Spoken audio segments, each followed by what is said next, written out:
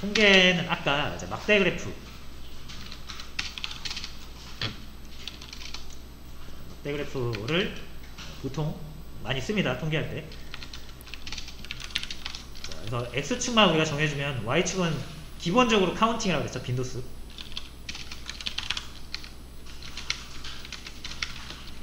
그래서 여기 이제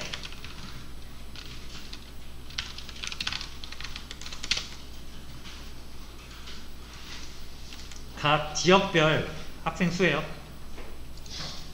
근데 이제 이런 거를 해보고 싶을 수 있어요. 자, 첫 번째로는 Y축을 직접 정하는 거예요.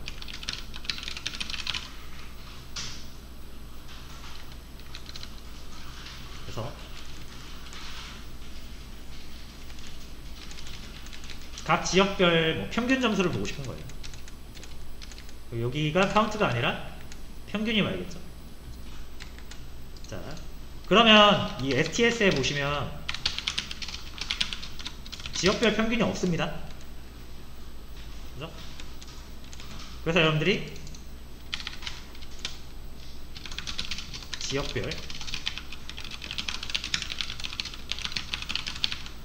요거를 해결을 하시려면은 먼저 그룹핑을 하셔야 돼요. 지역, 그럼 서머라이즈 해야겠죠. 지역 평균, 민 평균. 요게 이제 지역별 평균이잖아요.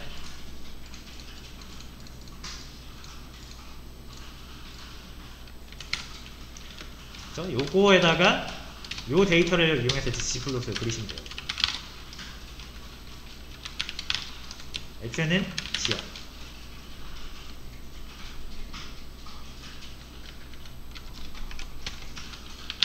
점파. 자, 그러면 이거 다 1이에요. 그죠? 이거 뭐죠? 개수 센 겁니다. 기본적으로 개수 세는 거라고 그랬잖아요. 그죠?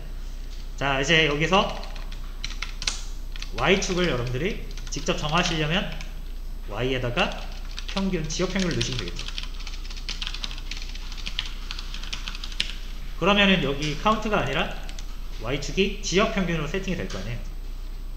에스테틱이니까 축이죠. 그렇죠? 자, 근데 실행을 하시면은 안 돼요. 에러가 납니다. 자, 왜냐면은 기본적으로 통계 카운팅, 통계를 하는 게 기본 세팅이기 때문에 만약 여러분들이 이제 Y축을 직접 정하고 싶으면은 이 통계 옵션을 직접 정해 주셔야 돼요.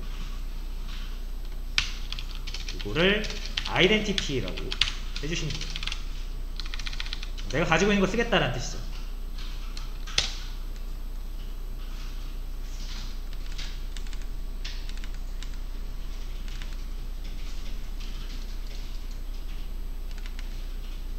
됐죠? 자, 뭐 다 평균 점수가 다 거기기 때문에 큰 차이가 안 나 보여요. 그렇죠?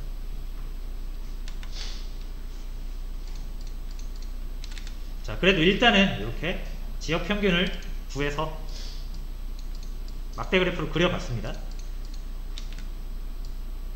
자, 이거는 근데 내가 데이터를 직접 집계해서 단순하게 이 ggplot의 네 번째 계층인 statistics, 통계 계층을 사용하지 않은 거고요. 그죠? 그냥 지오메트리에다가 다시요, 에스테틱에다가 그냥 제가 구한 거를 바인딩 했을 뿐이죠. 근데 이제 ggplot에다가 부탁을 하면은 통계도 여러분들이 하지 않고 구할 수가 있어요. 해볼게요. 똑같이 하시는데 이제 직접 제가 그룹핑을 하지 않고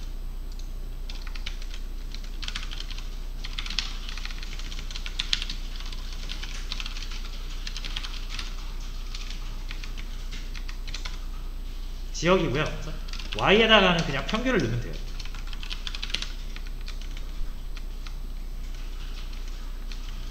이건 지역 평균 아니에요. 그죠? 그냥 평균입니다. 각 학생들의 평균이에요. 자, 그러면 이제 여기서 점 발을 하시는데,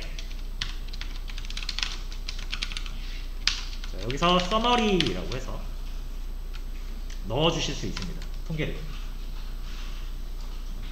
통계를 빈도수도 아니고 내가 가지고 있는 것도 아니고 통계 연산을 직접 해달라는 뜻이고요. 자, 통계 연산은 뭐 합산도 있고요. 그죠? 평균 내는 것도 있고 최대값, 최소값 구하는 거 많죠. 그죠? 그래서 정해 주셔야 돼요. 펑션을 나는 평균을 낼 거야 라고 하면 min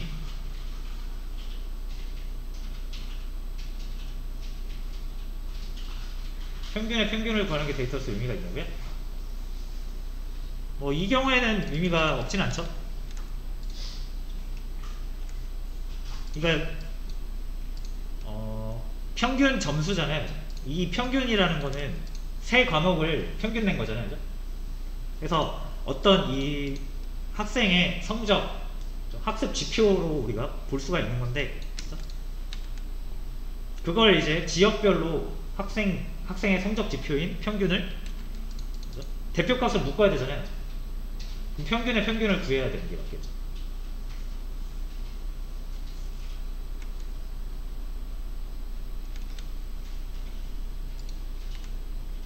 그죠?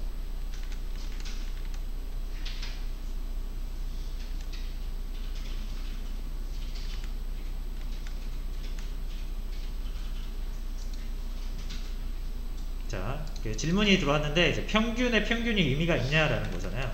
그런 질문이 들어왔어요. 그러니까 보시면은 저희 이 STS에 보시면은 평균이 있습니다. 이 평균은 뭐냐면 평균 이거에 대한 평균이에요. 얘의 평균은 이거에 대한 평균이고, 그죠? 그러니까 새로운 데이터를 하나 만든 거죠. 하나의 지표로서, 그죠? 그럼 얘가 제가 이름을 그냥 평균이라고 해서 그렇지, 그죠? 뭐 학업 성취도라고 하면은 어떤 학생이 공부를 잘하는지 못하는지에 대한 그 판단 지표잖아요. 그걸 수치화한 거죠. 그러니까 이거를 각 지역별로 그 학생의 이제 성취도를 평가하려면은 대표값을 하나 만들어야 되잖아요. 각 그룹에. 그러니까 학업 성취도를 평균 내는 게 하나의 방법이 될 수 있겠죠. 아니면 대표값으로 평균 말고 뭐 중앙값 이런 걸 해도 되는데, 중앙값을 취하는 경우는, 자, 이거 그러니까 질문이 들어와서 드린 말이에요. 대표값이라는 거 여러 개의 값을 하나의 값으로 우리가 처리를 해야 되는 경우잖아요. 그래서 대표값의 종류는 되게 많습니다. 우리가 가장 많이 쓰고 가장 익숙한 게 평균이에요. 그 다음에 중앙값이라는 게 있어요. 중앙값은 1에서 그러니까 100개의 데이터가 있으면 50번째 값이 중앙값입니다.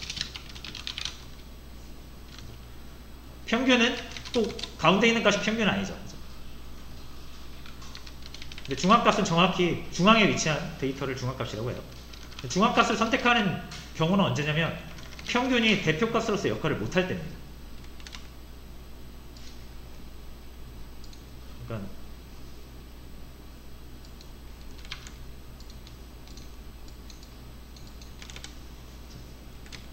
자, 최소값이 뭐 60이고 최대값이 100이면 보통은 이제 평균을